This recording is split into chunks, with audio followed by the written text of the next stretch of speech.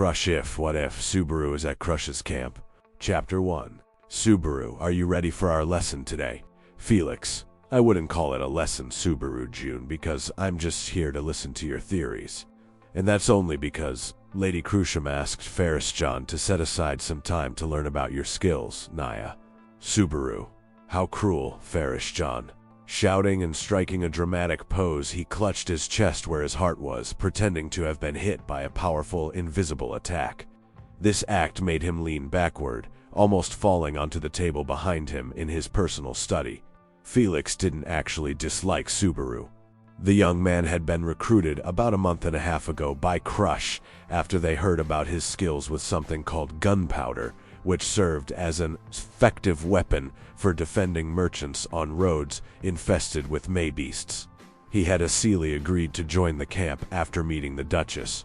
However, her knight, Felix, didn't like how the boy with those unsettling eyes seemed to react to his lady. But aside from that, he did his job. And he did it in this room, Subaru's personal study or laboratory, built so he could continue producing his equipment to support Crusch's military forces. This area was constructed within the Karsten estate, near the main mansion. Typically, Wilhelm was assigned to help and watch over him to ensure both his safety and that of others, given how dangerous his inventions could be. But this time, the subject was different. Subaru, I've noticed that many people here don't seem to understand atoms, molecules, and microbes. Some even think certain diseases are curses. Can you believe that? Felix, some diseases? Subaru Kyun, you keep saying our world is made of tiny invisible things, but that sounds so hard to believe. Naya Tilda. Subaru, well, it's not so far from the truth. Where I come from, the first people who presented such theories were also considered crazy, but some were even seen as wizards. Though, in reality, this has nothing to do with magic, it's all science. He then picked up an object from his desk, which was covered, revealing a bit of sand. Subaru, you could see this, right? The sand up close looks like a bunch of tiny little stones. But what if I told you that these tiny stones can be broken down into even smaller parts, until we reach something so small that even your cat-like eyes wouldn't be able to see it? Felix, So, everything in the world is made of these invisible parts. Subaru, exactly. These tiny parts are called atoms. They're like the building blocks of everything, the wood of this bench, the water you drink, even the air you breathe. Felix, Naya. But how do we know these little things exist if no one can see them? Subaru sighed, trying to find a way to explain and keep the catboy engaged in the conversation before revealing his trump card. He smiled slightly, getting an idea of how to provide a lighter explanation. Subaru, okay, let's try this. Think of a strong smell like that of a flower or a healing potion. You can smell it from far away, right? Felix, yes, even without touching it, Naya Tilda. Subaru, that happens because tiny invisible bits of the smell travel through the air to your nose. These bits are made of atoms that escape from the flower or potion. They're so small that they mix into the air and reach you without you seeing them. Felix's eyes widened slightly at that. Felix, oh, so even smells are made of these tiny little things. Subaru, that's right, and atoms don't come alone. They combine to form larger things called molecules. Think of it like this. One atom alone is like a letter, but multiple letters together form words and sentences. That's how the world works.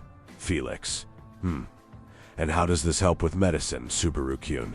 Subaru smiled. Now things were getting more interesting. Subaru, because many diseases aren't caused by curses, but by tiny living creatures called microbes. And guess what? They're also made of atoms. If we understand how they work, we can find better ways to prevent diseases without needing magic. He declared with excitement and pride, puffing out his chest, feeling like he was making real progress in explaining what he wanted to the blue-dressed knight who watched him with a mix of indifference and slight interest. The conversation continued. Ferris was still processing the idea that everything in the world was made of tiny, invisible parts. Subaru could see his ears twitching slightly, as if they were trying to catch some hidden truth in the wind. Felix, all right, Subaru-kun. If everything is made of these things called atoms, how do they form different things? Subaru smiled. That meant Ferris was starting to accept the idea. He then pulled out a slightly dirty glass of water. Subaru, let's use water as an example. You know, you can freeze it into ice or heat it until it turns into steam, right? Felix, yes, fire magic does that all the time. Subaru, exactly. But why is it still water even when it changes form? Felix, Naya tilde. Because it's still the same thing. Subaru, yes.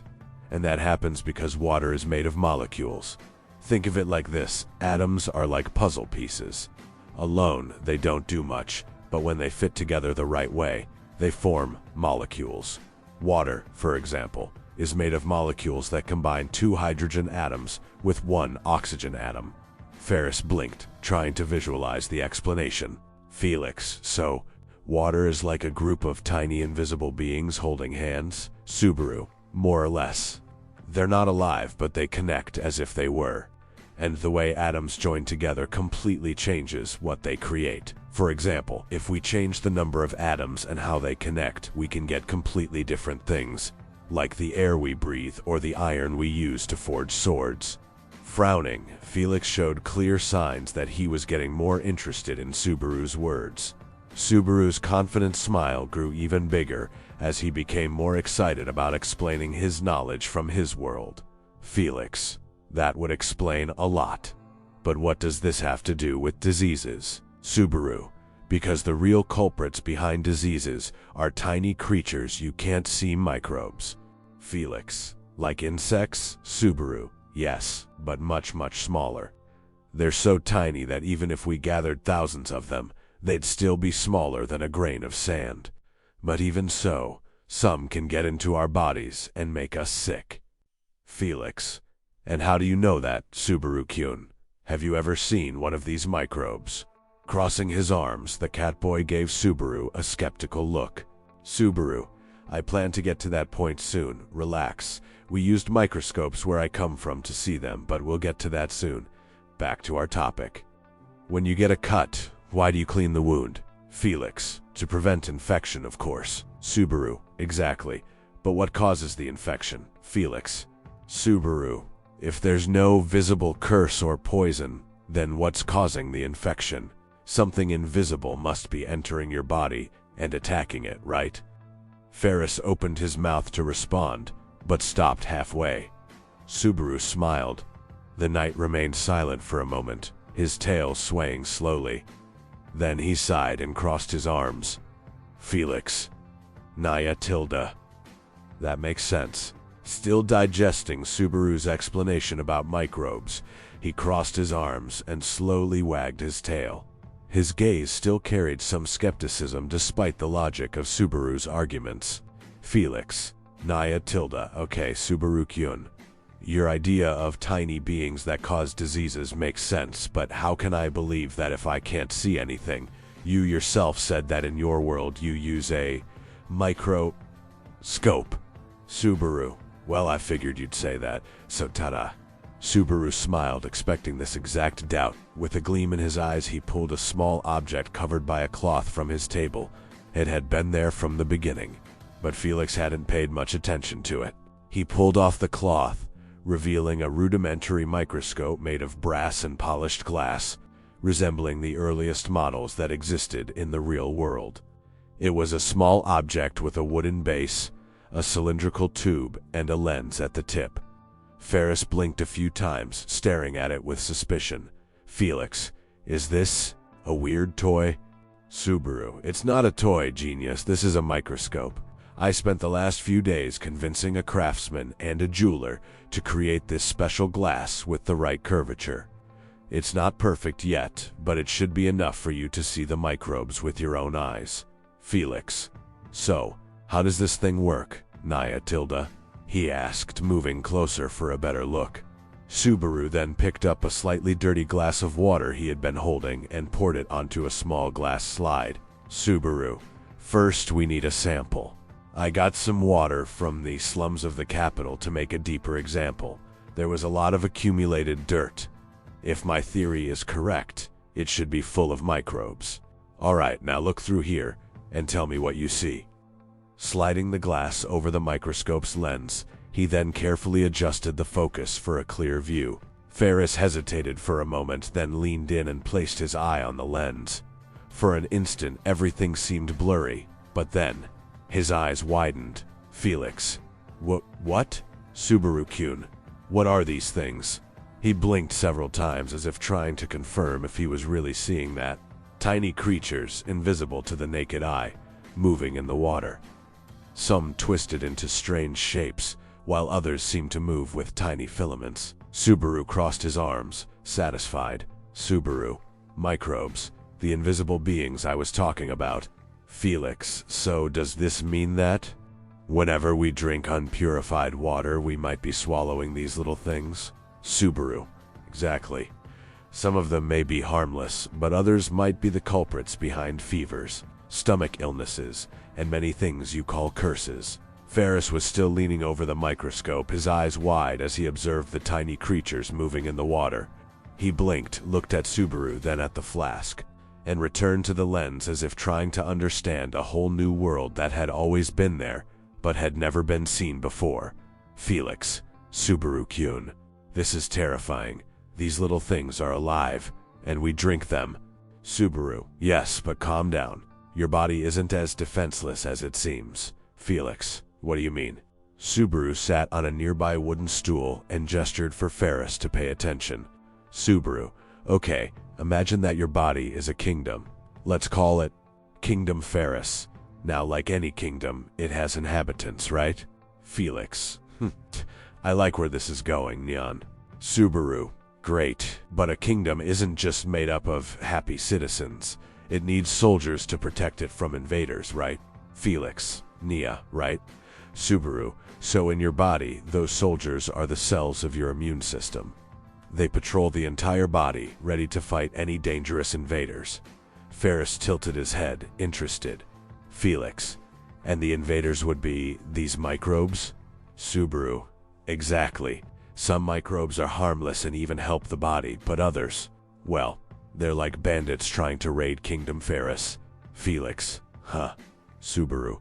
When a dangerous microbe enters your body through the air, food, or even a cut in the skin, it tries to multiply. Just like an enemy army setting up camp inside the castle walls. The knight frowned, clearly uncomfortable with the idea. Felix. That sounds gross. Subaru. Yeah, but that's where your soldiers come in. Your body has several defenses. First, there are natural barriers like your skin and saliva. The skin prevents invaders from entering, and saliva has substances that kill some microbes. Felix. And if they manage to get past that? Subaru. Then your immune system kicks in. There are special cells in your blood that identify invaders and start attacking them. Some eat the microbes, while others produce weapons called antibodies, which are like poised arrows designed for each type of enemy. Felix. So that's why not every illness is a curse. Subaru. Exactly. Some are just battles your body is fighting. If you know how to help your arm, like resting, eating well, and keeping things clean, it has a much better chance of winning. As he received more explanations, Felix was starting to understand Subaru's point of view and was even beginning to accept it. It made sense, though he still had some doubts and points of interest he wanted to understand better. Felix. So, this so-called immune system is like the royal guard of Kingdom Ferris, Nyan. Subaru. Exactly. But your body's royal guard is much more complex than ordinary soldiers. The immune system is a super advanced defense network spread throughout the body. It doesn't just have one type of soldier, but several special units, each with a specific function. Felix. Like what? Subaru pointed at his own hand, as if counting the invisible soldiers. Subaru. Okay, so we have macrophages. They're basically the frontline warriors. They patrol the entire body, and when they find an invader, they swallow it like a giant monster. They're like knights who devour enemies.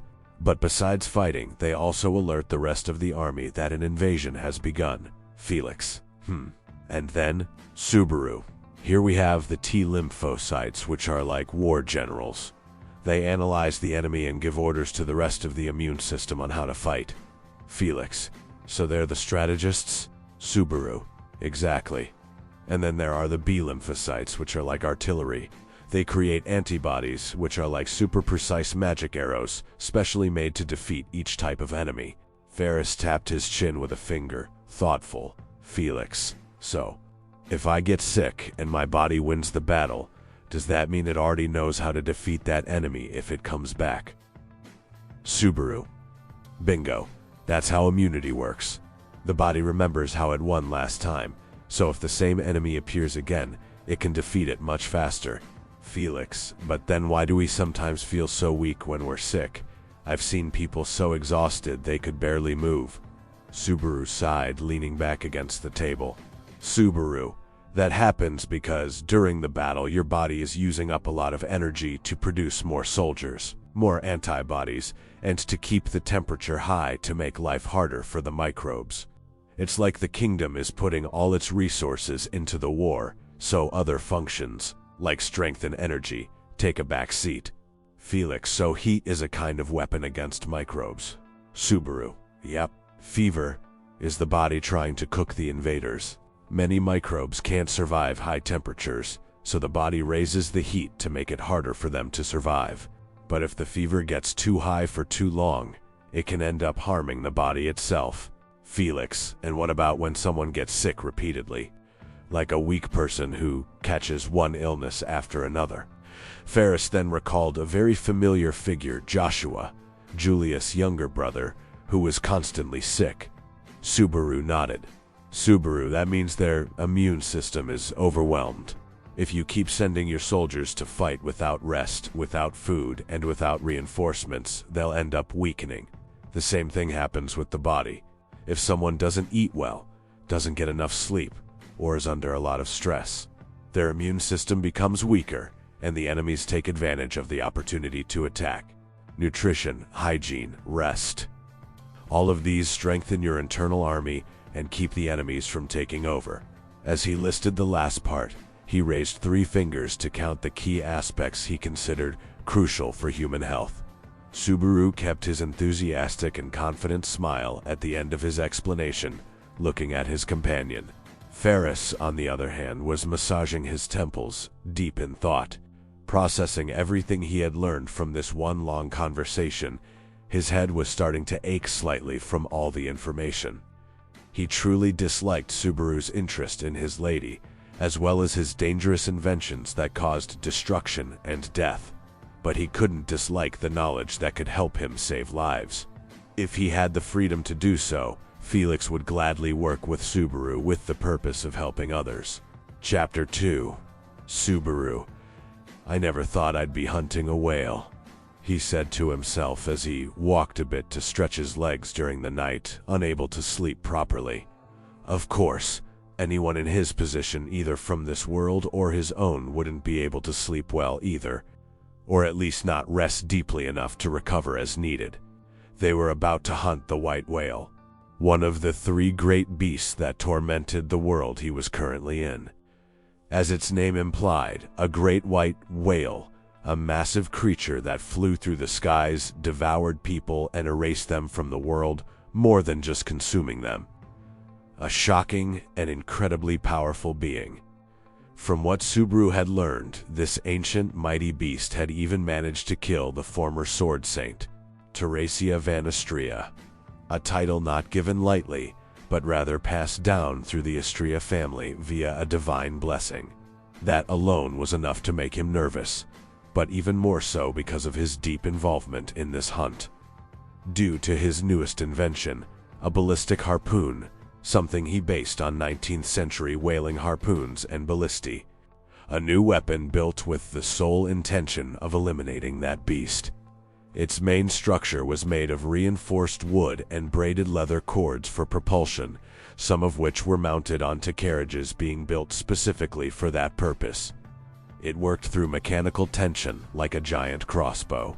The projectile was a penetration harpoon, forged steel tip, conical and serrated, for gripping flesh, a long shaft with rope attachments secured to hooks, with additional folding barbs that would open after penetration, making removal even harder. The goal was immobilization. Long, durable ropes, magically reinforced. and a significant number of these weapons on carriages to overpower the beast through quantity. Subaru, if that thing flies like a blimp and can withstand magic attacks, then hitting it head-on might not be enough. That's why giant ballistae with steel harpoons. I'll try to keep that damn thing as close to the ground as possible. If I miss, I die. If I hit, I make history. That was part of his pitch to convince Crusch to invest in building the equipment. It could give them an advantage, provided they could actually pin it to the ground and fight on even footing. But he also prepared contingencies, so they wouldn't rely only on the maybe of pulling it down with ropes. He had created alternate versions of the harpoons for other purposes. Harpoons with hollow tips, some filled with poison to weaken it, but others, these being the main ones, contained different substances, highly flammable oil, and his beloved gunpowder that had led him to this situation.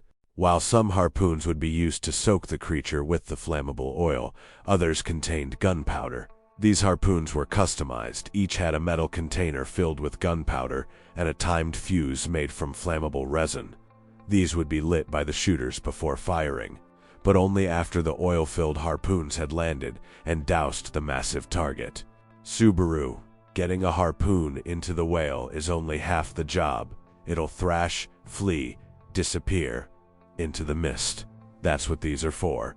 Basically, I'm turning my ballista into a set of giant crossbows that shoot grenade harpoons.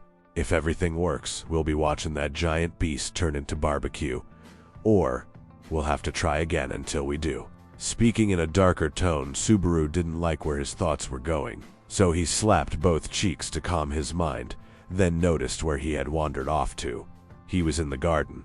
The full moon was shining in the sky, lighting up the area, and revealing to the young man that he wasn't alone. Wilhelm, Crusch Karsten's butler, with whom Subaru had a friendly professional relationship, or so he thought. They didn't argue or fight, and often talked, having a fairly neutral to good connection. But Subaru never saw himself as someone particularly important in the old man's eyes. Wilhelm seemed like a warrior with countless amazing stories to tell, and Subaru believed Wilhelm wouldn't waste time listening to fantastical tales from his homeland. He found himself standing there, unmoving for a while, only realizing it after a few minutes. The scene was strangely captivating. The man standing there admiring the flowers, a different kind of light in his eyes as the moon gave him a magnificent, solemn glow, something Subaru had only seen in scenes from novels or anime and manga. Wilhelm, Subaru Dono, you couldn't sleep either. Subaru, huh? Subaru realized he'd been standing still for too long and walked over in small steps until he was side by side with the solemn-looking man. Subaru, no, I couldn't. I'm sorry if I bothered you, or if I came off as some weirdo staring at you. Wilhelm, there's no need to apologize, Subaru Dono. You didn't bother me in any way, and I'm even grateful for your thoughtfulness in not distracting me from my thoughts. Subaru, silly question. You couldn't sleep either, Wilhelm-san. Wilhelm, yes, obviously, he replied in a neutral tone. The two then stood in silence, facing the garden's flowers under the silver light of the moon, and the dark-haired youth didn't hesitate to speak again. Subaru, your wife. I know I might be being rude, bringing up a delicate topic as someone who's still a stranger, a meddler to you, but I wanted to ask, is there something you'd like to say about your wife? Wilhelm, she loved flowers. She loved admiring them, loved talking about them, loved sharing her passion for them with me. She even tolerated my foolish self, who couldn't open up, and wasted so much time talking only about swords. She was an incredible and kind person. Opening up to the young man, Wilhelm's words carried more energy, happiness, and nostalgia as memories of his wife flooded his mind, memories of his past with Teresia. And Subaru couldn't help but notice how wonderful that all sounded, even such a simple act. Subaru, is there anything you regret about her? Sorry to ask that so bluntly, prying more and more into your life.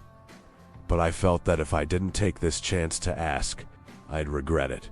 Wilhelm, I regret that my past self took so long to say what I already knew I felt for her. I regret not being there with her when she faced that monster. I regret failing our family, my son and my grandson when they needed me, while my Teresia would never have fallen as I did to my blind rage and fury.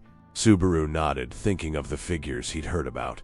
He had left the Karstan estate, its territories, entrusting Felix to help gather materials to construct the ballista for the whale hunt. Heinkelistria and Reinhard van Istria. He'd heard of them after the day of the great blizzard in the capital, which caused massive destruction there. It had destroyed the slums, part of the noble district, and many shops in the city, caused by a great fire spirit. This spirit caused a large number of deaths and destruction before being stopped by the current.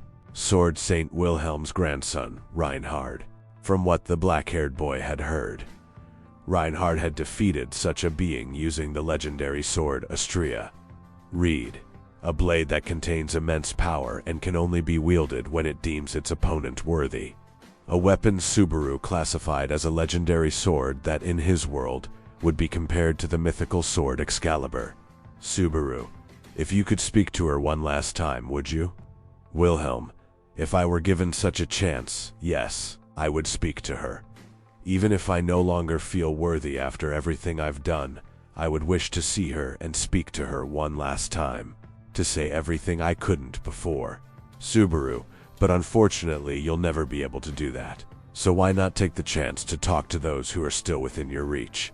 Wilhelm, you mean my grandson? I feel like I don't deserve it. If I have one greater regret than not being there with her, at the end, it's becoming who I became with my grandson. And I feel like I can't just go back and fix that so easily. Lowering his head in shame, he didn't want to show Subaru the pitiful expression on his face. Subaru, teacup? Wilhelm? Subaru, I always felt like I didn't deserve the parents I had. My dad was an amazing person, no, more than amazing to me. Someone I wanted to be just like. Everything I did was to become worthy of being his son. But over time, that became too much. Too much for me. And I started isolating myself from the world, trying to push them away, yet they remained patient and kept trying to help me. The last time I saw them before I came to the capital was one night, a night just like this. I had gone out to buy a few things for myself to hole up in my room again, and when I was leaving, my mom asked me to wash a teacup. Something simple, something easy, something quick. I could have turned around, gone to her, cleaned the teacup, and then left, but I didn't. And when she told me to come back soon, I didn't even say anything. I didn't do that one simple thing she asked, and I didn't say anything to her before leaving, and doing the same thing I always did, isolating myself. And now I'll never be able to say how I felt to them. Wilhelm, Subarodono. Subaru only realized he was shedding tears when he heard Wilhelm call his name, looking him in the eyes shining under the pale glow of the moonlight. Subaru, even if I can't explain how, Wilhelm-san, I know I'll never be able to see them again, never again be able to say how I feel, never have the chance to wash that teacup and say goodbye to my mom, just like I'll never be able to tell them how much I love them and regret everything I said. But what about you? Aside from your shame, what's stopping you? Wilhelm, I'm afraid of being rejected. Subaru, and you couldn't blame him, as you yourself said, since you did something you consider shameful and unforgivable. But that's still not an excuse not to try. My first thought, whenever I had a chance, was always, give up, sit down, let things go. Because I thought I could do it later, wanted to believe I'd always have more time to fix and undo my mistakes, or achieve what I wanted, but now I can't anymore. Wilhelm-san, don't waste this. Don't lose the chance to say how you feel to Reinhard, even if you don't apologize, or even if he doesn't forgive you. Don't leave it for later, when there's no more later. Wilhelm, your words are sharp, Subaru-dona. I feel like I could never win against you in a battle of words. Subaru, don't underestimate me. I'm a charlatan who survives off the goodwill of others, and for that, I need to know how to make everyone like me, one way or another. Wilhelm, you don't even feel ashamed painting yourself as some manipulative villain. But even this old man can see through that mask." After those words were spoken, each of them held a small, solemn smile on their lips. A feeling of nostalgia mixed with sadness, longing, and a little bit of hope filled their chests and hearts. And so they remained, gazing at the flowers for a few more minutes in silence. When those minutes passed, they quietly said their goodbyes. Each returned to his room, laid down in bed, and slept. Their hearts and minds allowed them to fall asleep and wake up the next morning feeling renewed. Chapter 3. When she woke up, Crusch had to blink several times to get used to the light. Even after all this time, how long had it been? She still couldn't get used to the sunlight filling their room. That's why, as she got up, she rubbed her eyes, trying to wake herself up properly. It was a sign she was developing a bad habit upon waking. "Crusch, I can't allow myself to grow complacent." Saying that to herself, her tone was critical. In her opinion, she needed to remain as capable as she had been in the past. Maybe the years of marriage had made her a bit lazy. Marriage? With a few quick movements, she got out of bed and started walking around the room. A room quite different from the one she had at the Karsten mansion. Not because of elegance, but because of the apparent value of each of the objects inside. Even the mirror in the room was a clear example of that. And as she approached it, picking up a hairbrush, she was met with her own reflection. Was that her? A woman slightly older, but just as beautiful as ever. Taller, wearing a lighter nightgown than she usually wore, revealing part of her mature figure. Her hair was longer too, even shinier, well kept in a way she hadn't maintained before, because she used to enter battles so often and believed she didn't need or have time for such a trivial luxury on the battlefield. The figure she saw in the mirror was the result of a decade having passed. Crusch blinked a few times, thinking that image would vanish, but why? Why should that image disappear suddenly? It was her, an older Crusch Karsten, more beautiful with time. And it was something she should have already gotten used to after so long, had it really been that long. She stepped away from the mirror and went to her personal wardrobe, the conjugal one that held both masculine and feminine clothing, especially dresses. Her eyes fluttered lightly. "Crusch, where is my—" Just as she was about to ask herself where her uniform was, she remembered she hadn't worn it in a long time. Not since that day, but which day? And now she allowed herself to wear the dresses that emphasized her more feminine side, as people often said dresses did, especially his words. So she picked out the noblest green dress she could find, beautiful, well-tailored, and comfortable to wear. Then she heard knocking at the door. "Cruschama." "Crusch, yes? Forgive me. His Majesty asked me to check if you had woken up. He and Felixima are waiting for you." "Crusch, I'm already awake and just finishing getting ready. Thank you for your service.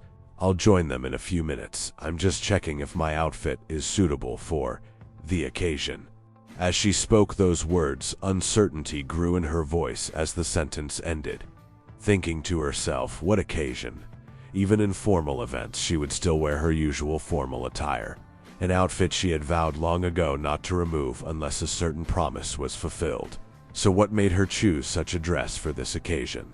That question lingered in her mind as she stepped out of their room there, and found herself in the hallway with a maid she didn't recognize, but the place itself was familiar, because in her mind she had many memories of this place, where she often came to see someone.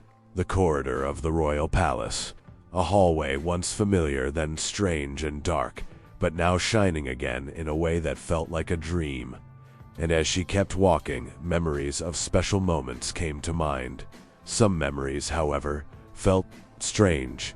But she shook her head, refocusing from the memories to what lay ahead. Because during her moment of nostalgia, she hadn't realized how far she had already walked with the unfamiliar yet oddly familiar maid, until she blinked and found herself in a place where her memories overwhelmed her with emotion. The garden. The royal palace garden. Crusch, there you are at last. Ferris was starting to worry that Lady Crusch might be oversleeping Naya. The two figures sitting at the table were people she never imagined she'd see together again. Not out of hatred, of course, but because one of them simply shouldn't be there. Why? The figure of a young man who had grown very handsome, Fourier Lagunica, the former prince and current king. Like her, age had made his appearance more mature and even more attractive, especially in the clothes he now wore that emphasized his title.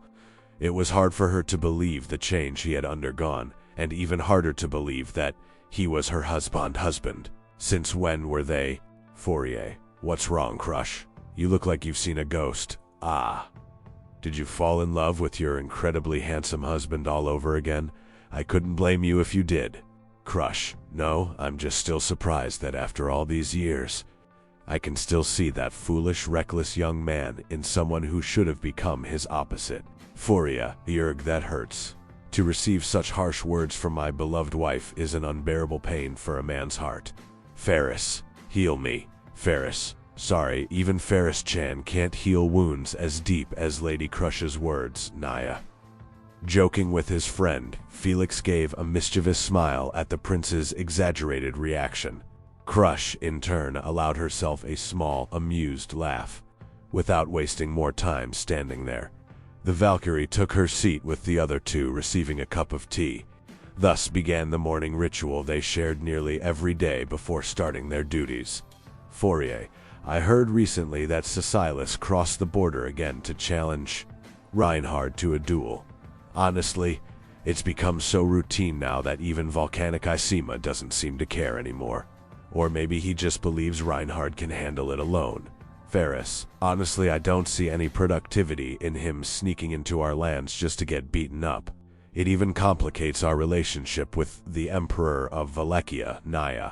Crusch. Though it seems that way.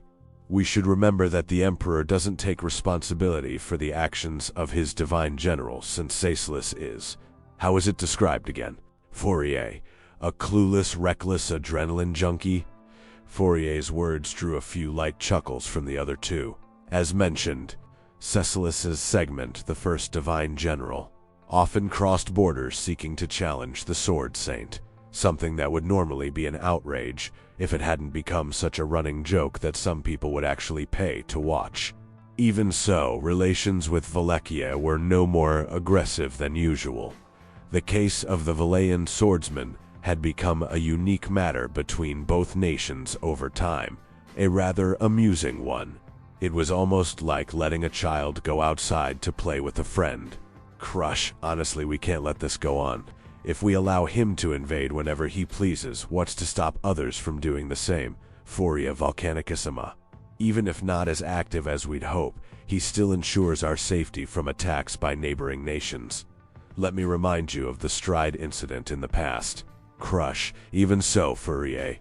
The country must not become so dependent on our contract with the Divine Dragon. We cannot always guarantee that it would protect us from everything that may appear. It didn't even protect you and the royal family from the illness. The words died in her mouth at that very instant. Why? Fourier and the royal family were alive, right? Those words wouldn't make sense if they were still alive. Fourier. I always love your words, Crusch. Not relying on the kindness and goodwill of a powerful being like Volcanic Isema to fix all our mistakes. That kind of thinking is one of the things I most admire and love about you. Crusch, why are you looking at me like that, Fourier? Fourier. Nothing. It's nothing. No. Actually, it is something. I still can't get over how beautiful you look in these dresses that highlight your feminine side so much. How did I end up with such a beautiful wife? What do you think, Ferris? Ferris. Even if Ferris wanted to disagree, I couldn't. Lady Crusch in such a dress is the epitome of elegance, beauty, and grace, Naya. The sudden compliments about her appearance made her blush intensely. Even though she hadn't fully gotten used to it, wearing a dress did admittedly emphasize her feminine features compared to her armor and classic military uniform, which she used to wear to set herself apart and command respect. She had always worn that type of outfit in the past, until the challenge and promise were fulfilled. when Fourier had defeated her in combat, and she had agreed to stop wearing such masculine clothing and start wearing dresses whenever he asked. Something she hadn't made easy at all until the day she finally faced him. A day that wasn't supposed to happen, right? Because Crusch knew something was wrong when thinking about that important day she now only partially remembered.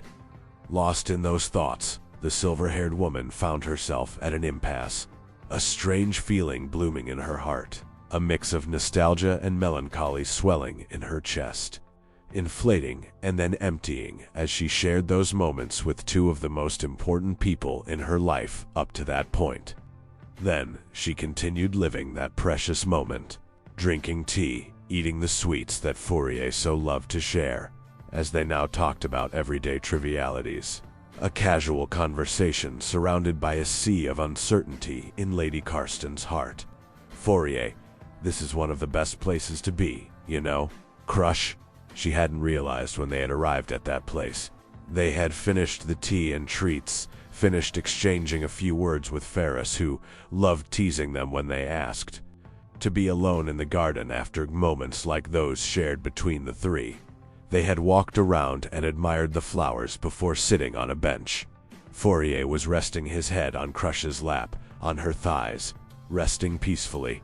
Fourier, my wife's lap is the most comfortable place in the world, not even the most luxurious thrones compare to you. Crusch, don't say things like that so suddenly. Fourier, suddenly? I must have said it a few hundred times by now, but I don't mind if you forget, because I'll say it hundreds more until it's engraved in your mind for all eternity. Crusch, you really are hopeless. Though slightly embarrassed with pink cheeks, she couldn't help but smile faintly, sitting there, a calm Minnie would wish to experience. A beautiful scene between two lovers, a scene that wasn't supposed to be this way because in the past it was something different. Crusch, what was your dream, Fourier? Fourier? Crusch, I'm not asking about grand goals, but your dream, something you would have regretted not doing had you died. Fourier, not freeing you from your clothes. It might sound silly, but if my promise kept you from doing what you truly wanted, like laying down your sword, your uniform, for beautiful dresses like this, it'd be a nightmare. Not freeing you from that obligation. His words hit her deeply, deeper than she expected. Crusch, so that's what you wanted? She asked, looking up at the blue sky and the clouds drifting by, a breeze blowing her long, loose hair, like the flowers and leaves in the garden, while a feeling of calm filled the place. Again, a magnificent scene fit for a romance, seeing such a beautiful woman with her husband in a place like that. But it wasn't real, as much as her heart, immersed in that intoxicating feeling of happiness, felt content and wanted to stay there.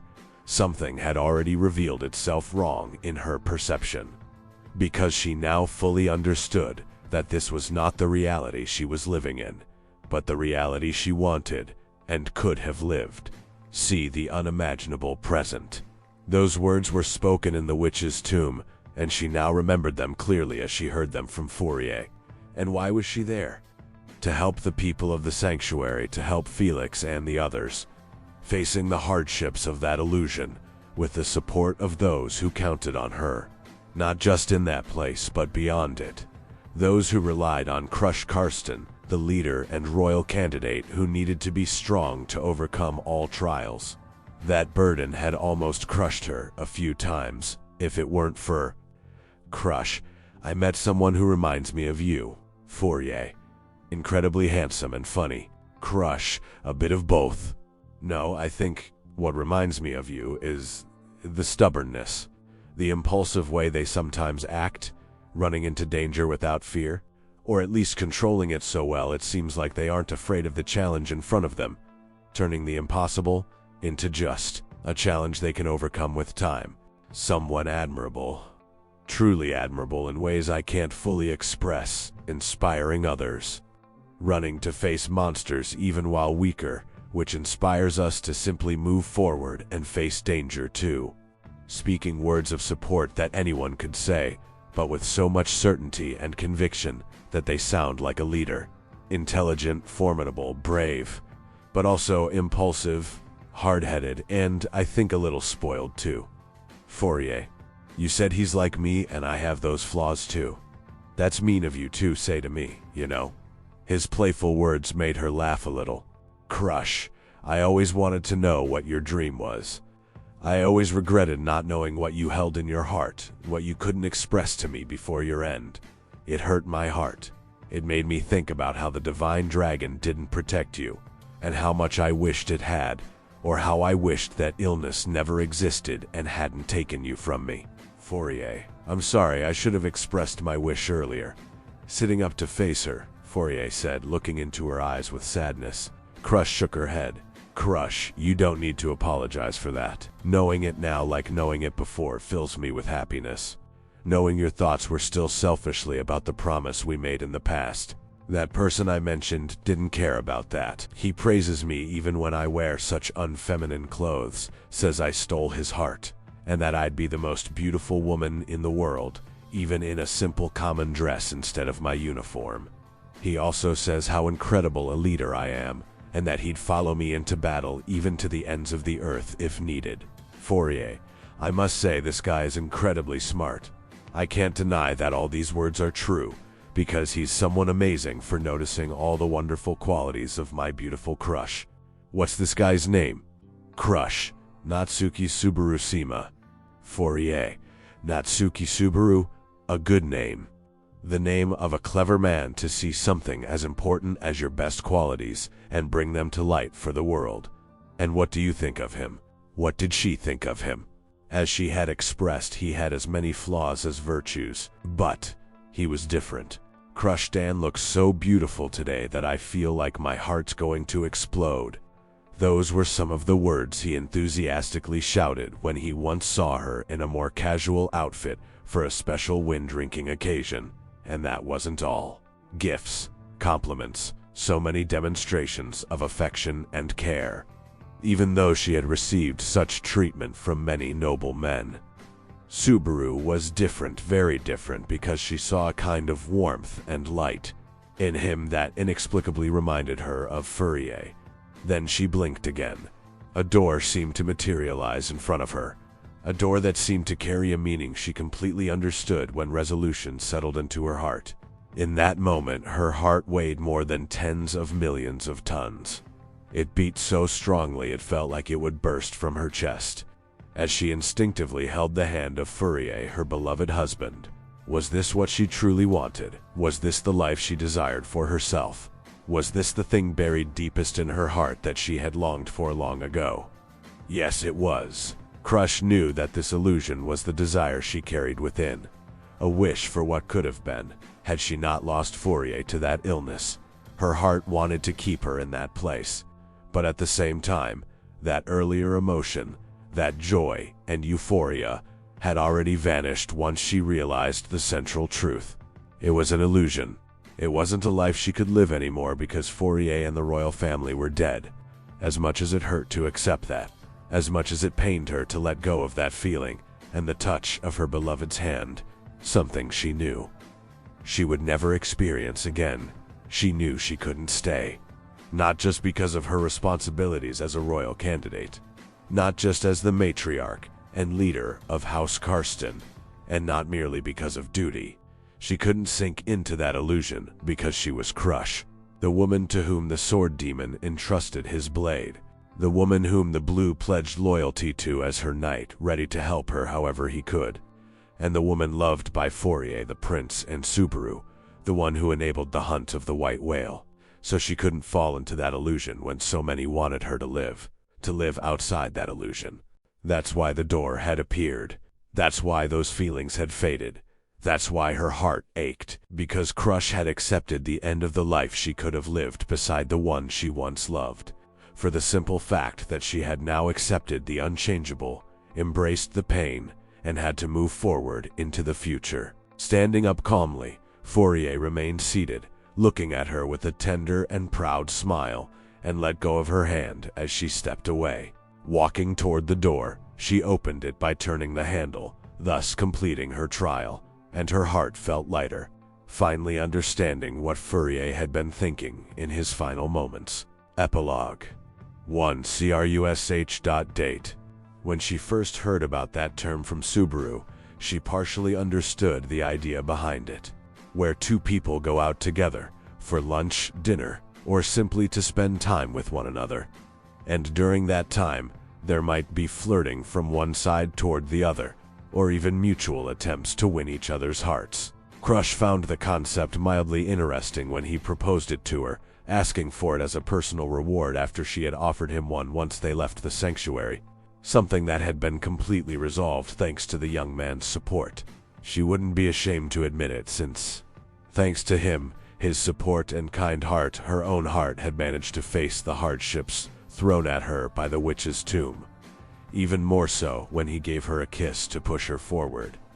But it wasn't just regarding the sanctuary that she wanted to reward him. Since the day they met, in a way, he reminded her of Fourier. But despite a slight resemblance, he was also entirely different in a good way. He had also been the key to allowing her and her camp to win against the white whale. And just like her advances in medical research with Felix's support had, over the past year, begun to allow unexpected progress in finding new ways to heal ephemeral lives. It wouldn't be inaccurate to say such efforts could change the world in the future if they kept investing in that field with the same passion they had shown. Crusch even laughed at how Felix seemed like an excited child with every new discovery meant to save people and make them less dependent on healing magic by providing alternative means. Speaking again of the wailor, rather of a certain person, Wilhelm van Estrella, the butler who still served at the Karstein mansion. She had seen his relationship with Subaru improve significantly after the hunt and again after the sanctuary incident. With Subaru's support, Wilhelm seemed to truly begin mending his bond with his grandson, Reinhard van Estrella, the Sword Saint. Thinking about that, Subaru had introduced a sport called Feu à Tableau, a game played with a ball between two opposing teams. She even remembered how he used it to bring Wilhelm and Reinhard closer together in a grandparent-grandchild match. Reinhard had easily defeated his grandfather in every position they played, but she remembered seeing the two of them having fun during those simple moments. And not just on the day the game was introduced for everyone to play together, their relationship improved so much that they began seeing each other even outside situations that required interaction. After all this time, she could truly see her butler smile openly and act with enthusiasm. Not that he hadn't before, but now he seemed less rigid, less focused on decorum, and more like an open, cheerful person. He had transformed into an almost entirely different figure, still dignified enough to remind everyone of who he was, even though some deeper parts of him had changed. Thinking about something. Nothing important. The masculine one answered the feminine one's question as they sat together. It was a restaurant with a beautiful view of the rest of the capital, finally rebuilt after the recent events, now lit by magical stone lights that made the scene even more stunning. The two figures sat at a table, exchanging smiles. Some might think they were just an ordinary couple. A woman with long black hair, beautiful, wearing a fine dress that accentuated her beauty and voluptuous curves. And sitting across from her, another attractive figure, a man with slightly short green hair, dressed in elegant attire, looking like a noble of high status and elegance. Each of them would draw attention individually, from both men and women alike, and together, no one would doubt they made a striking pair. Who were they? Natsumi, Schwartz, and Crusader Grun. But what people didn't know was who they really were. Natsuki, Subaru, and Crusch Karsten. Both wearing clothes different from their usual attire, the young man dressed as a beautiful woman, and Crusch dressed as a gentleman. Both sitting together on a special date that Subaru had suggested. Natsumi, you know it's rude to leave a beautiful woman without the attention she deserves, right? Crusader, forgive me for my improper behavior during our date. My thoughts were occupied with something related to us. Natsumi, us? You're not thinking of proposing to me right now, are you? Because I'll have to say no, Crusader. The handsome man's face flushed slightly from the unflattering tease that the woman delivered with a mischievous smile on her lips. But what made her even more embarrassed were the stares they received from those around them, and the murmurs that followed the apparent rejection of a proposal that hadn't even happened. To compose herself, she cleared her throat into her fist. "Crusader, that wasn't my intention. Forgive me if I disappointed you, Natsumi. Natsumi, no need to lie just to protect yourself. Even though I rejected your proposal, I would never reject the feelings we're sharing in this special moment. So don't be embarrassed by your boldness. Know that I'm honored by your courage, and flattered to know I could be the focus of your gaze in such a way. Even if I do get embarrassed by your shameless stares at my curves now and then. Crusader, I haven't been looking at you that way, I assure you, and I hope you believe me. My only intention was to admire your beauty, Natsumi. Fufu tilde, admiring my beauty? But merely admiring it wouldn't stop those kinds of thoughts from entering your mind, would it? Admit it, that's the price beauty carries when one draws the eyes of others." Still speaking with a slightly teasing tone, Natsumi delivered those words confidently, as if stating an irrefutable fact of life. Crusader couldn't help but feel even more flustered by that. Reflecting more openly on those words, and noticing the stares from those around her, she also couldn't help but become more aware of what she had just declared so confidently. Ever since her vision with Fourier, Crusch had grown more conscious of the way people actually looked at her, not just because of her appearance, or status, or the title bestowed on her by birth, by name, or earned through her hard work. That thought of being watched because of her beauty made her briefly wonder if there might be someone special she'd like to be watched by. "Crusader, that makes me think. Have you been observing me in the same way you're teasing me for, Natsumi? Asking if I've been watching you or thinking of you in such a provocative way. Don't you realize how improper it is to ask a lady about the kinds of thoughts she may have about her dinner partner? But tell me, what kind of thoughts do you want to know whether I've had about you? Crusader, wouldn't they be the same kind of thoughts you said people naturally have about beauty? So then what thoughts do you have when it comes to my beauty? Natsumi, normally my thoughts can be summed up in two different ideas. One, seeing you on the throne of the kingdom, ruling with the courage and wisdom of a true sovereign, and the other, my mind drifts to a wedding dress, an altar, and a life together with our family. The answer came again with a teasing smile as the woman crossed her hands and rested her chin on them atop the table they were sitting at, seeming very focused on locking eyes with Crusader without looking away as she spoke those words. Crusader, I appreciate the first part of your thoughts about my beauty, but what interests me is the second part. You just told me you would refuse if I were truly to make such a proposal to you. Natsumi, saying I would refuse doesn't mean I'll actually do what I said I would.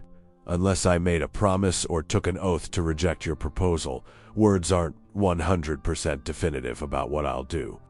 In this case, I may have said I'd refuse just to make you feel comfortable thinking I'd do exactly what you expected, only to surprise you by saying yes. Crusader, so if I asked you now, would you accept? Natsumi, right now I can say, maybe. Crusader, what does a maybe mean in a marriage proposal? Natsumi, when there's a maybe, it means both parties must reach a mutually beneficial agreement and make concessions to prevent unhappiness. Though my only request would be something so simple that the mere act of proposing would fulfill it to earn my yes. Spinning her utensil to place a piece of meat in her mouth to chew, she then grabbed a small napkin to gently wipe her slightly soiled lips. Her words only made Crusader more curious about what it could be. Crusader, and what would that be? Natsumi, a simple request that you share your life with me for as long as we have. That you share with me your happiness and your sorrow. That you let me grow angry by your side against what we deem unjust, and let me protect what you believe to be justice. Just as I want to be your shield, and that you also allow me to be your sword. And that you let me know how deep our bond could go, by saying the words that define the act of truly sharing the delicate bond that leads to marriage. Her words sounded like a rehearsed little poem, but so natural that one would believe it was pouring straight from her heart, a glint in her eyes. Often described as intimidating, now made them beautiful in that very moment.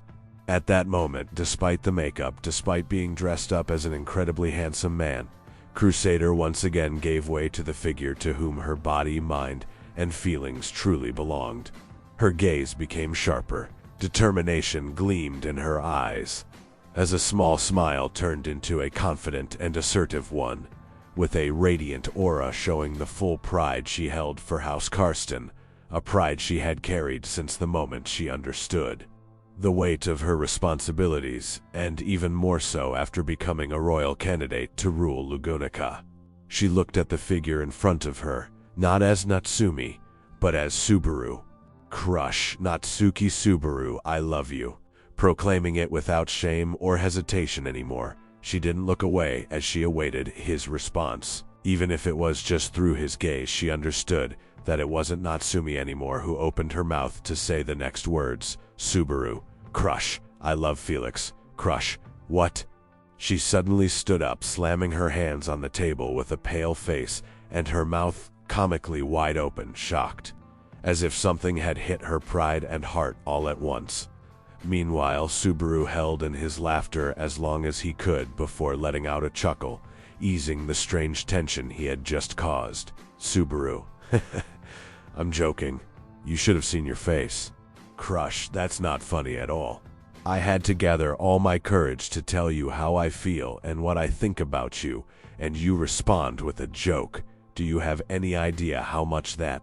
Before she could continue, he stood up and closed the distance between them. A kiss. A deep kiss that cut off her complaints, surprising her, making her heart nearly explode as she received another kiss from the person she now openly admitted to loving. The surrounding people were slightly surprised watching the scene, even if they didn't fully understand the context. They pulled apart and Subaru looked into her eyes while Crusch's face was frozen in surprise, just like her body, caught off guard by the sudden second kiss. He gave her a big smile. Subaru, I love you too.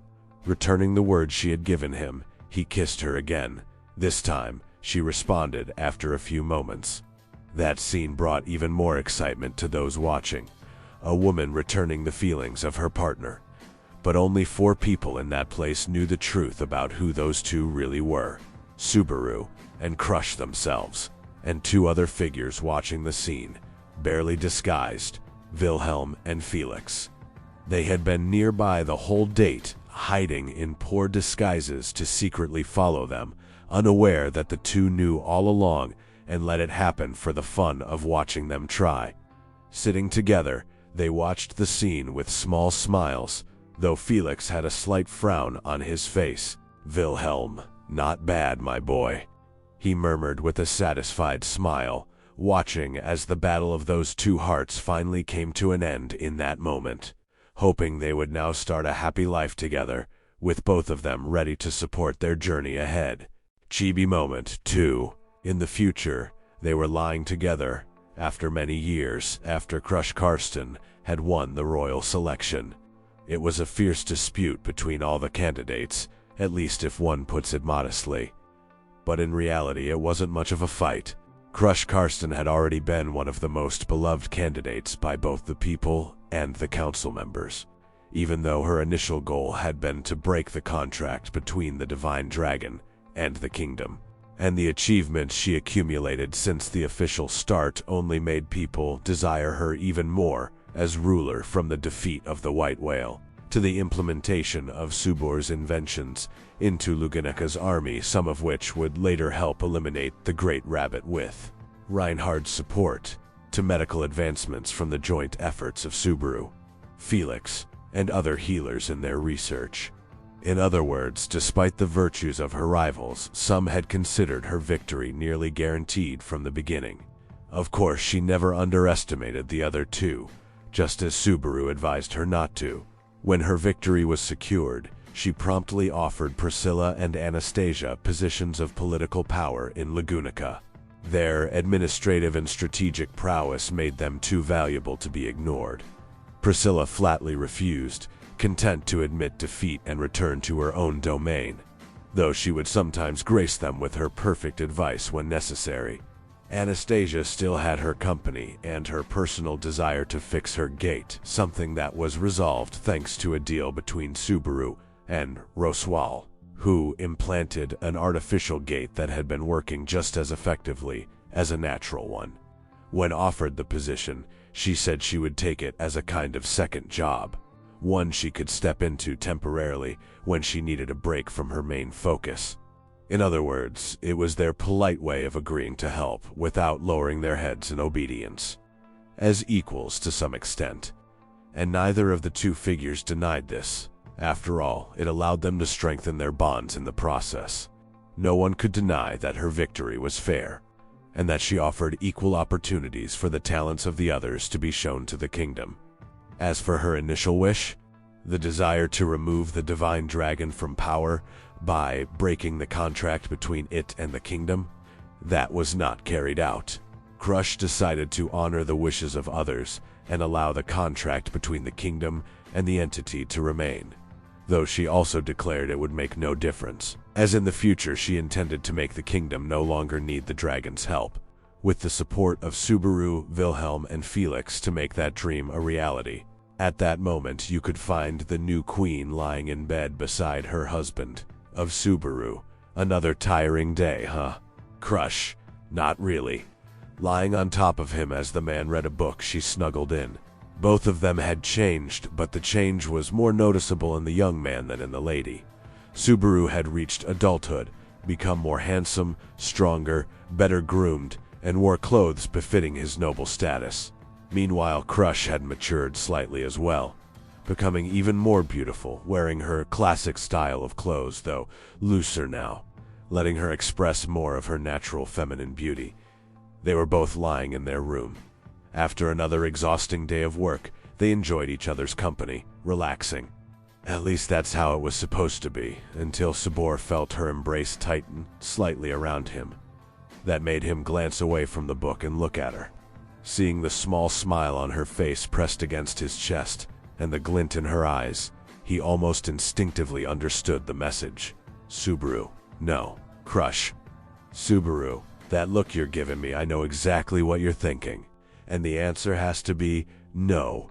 Felix asked us, the Sage Council asked us, heck, even Wilhelm asked us to practice some self-control.